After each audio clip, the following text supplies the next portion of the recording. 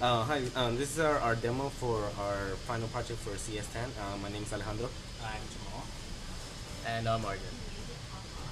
This is where it starts. Welcome to Sudoku. And then you have the option of easy or hard. Basically, what this does is that if you're on hard, more spaces are covered, and easy, less spaces are covered. So on the same board, you can play different levels.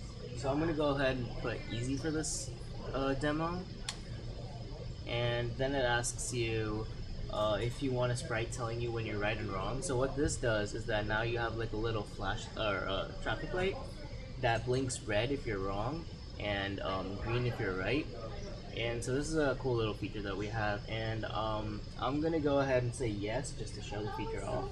Again, if you want a harder game, then you press no. So Y for yes, and then it explains what happens. And they're talking about the blue square on the bottom right in this case. And so it takes a while to generate the puzzle. I'll go into how it generates it in a little bit. So meanwhile, what it does is that it generates a lot of bees as a mini game, and you basically have to look at the follow the bee and click on the bee when there we go. So it says try and click on the first bee. I completely lost it because I was explaining this video, so I'm just gonna click anywhere and it's gonna go, oh, onto the Sudoku, you got it wrong. And so then you see the board generating, and then super fast there we go. Okay, so now we have the squares as well. Um, so now what you can do is you can move. The way I'm moving this is with the arrows, and so say I wanna move outside the screen. I can't. I'm blocked inside this little square, Sudoku square, if you will, and it's kind of hard to do it with something, but okay. And so if I want to put a number in, so here, I'm not sure if this is right, but let's say I think the answer is 2. I'm gonna go ahead and put 2, and space. Put a space 2 enter, and so there's a 2 there now, and you see the green, which means I'm right.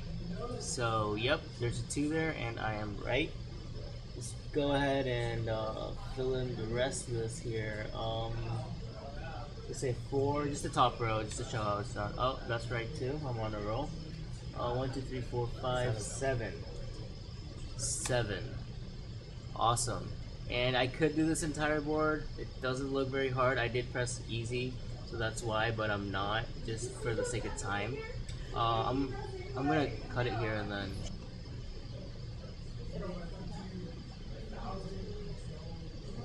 So I did get the B this time. I got a good job, and now it goes back to Sudoku.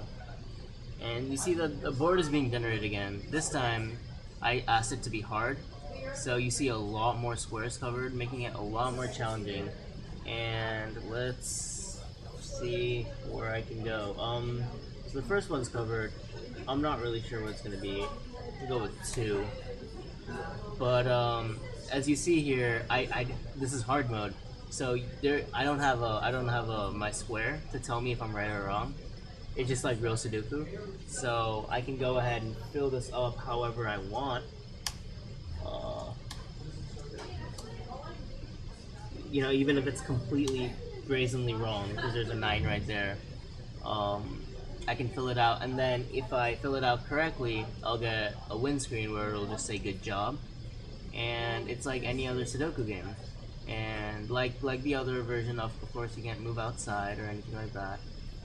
And yeah.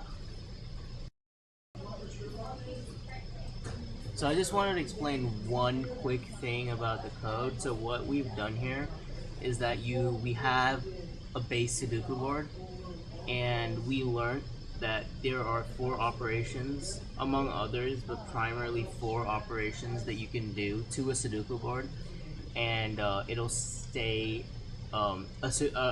it'll stay a valid Sudoku board, but it'll be completely different. So we have columns, which the first one, I don't know if you can see it, but it says columns algorithm, and that what it does is it switches within columns. Rows, which it switches between rows, so it basically reflects upon itself, and the diagonal, where it reflects upon the diagonal, and then the left diagonal, which reflects upon the left diagonal. what we do is this: we do these functions a random number of times, each function a random number of times, and a random number of times in total. So basically, we ensure that you get a completely random board each time.